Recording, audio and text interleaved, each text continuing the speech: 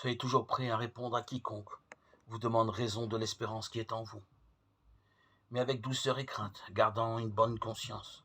1 Pierre 3, 15, 16. Il avait avec lui des controverses concernant un certain Jésus qui est mort, mais que Paul affirmait être vivant. Actes 25, 19. Je suis dans la file d'attente du self-service au restaurant d'entreprise, et tout à coup j'entends derrière moi, pour un chrétien, ce n'est pas bien de faire cela. Qu'ai-je donc fait? Je viens de choisir une tartelette au fond du présentoir des desserts parce que celle de devant était moins fraîche. Je me retourne, souris à mon collègue qui m'a fait la remarque, mais il reste très sérieux. Il en résulte une conversation sur la foi au cours du repas. Souvent, les non-croyants ont une idée précise de ce que nous devrions être, nous, chrétiens. En fait, ils apprécient la sincérité de notre foi d'après la manière dont nous nous comportons. En dénonçant nos erreurs, ils sentent confusément qu'il y va de l'honneur de Dieu que, pourtant, ils refusent.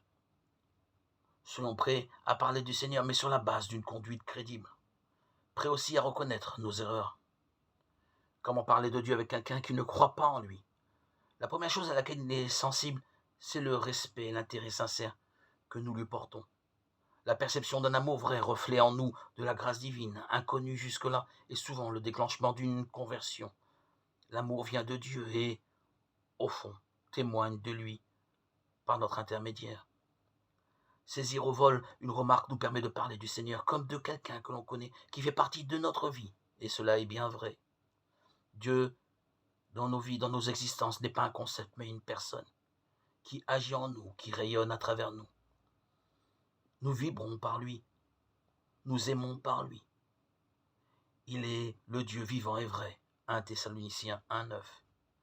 Parler de Dieu, c'est parler de Jésus-Christ et de la relation vivante que nous avons avec lui.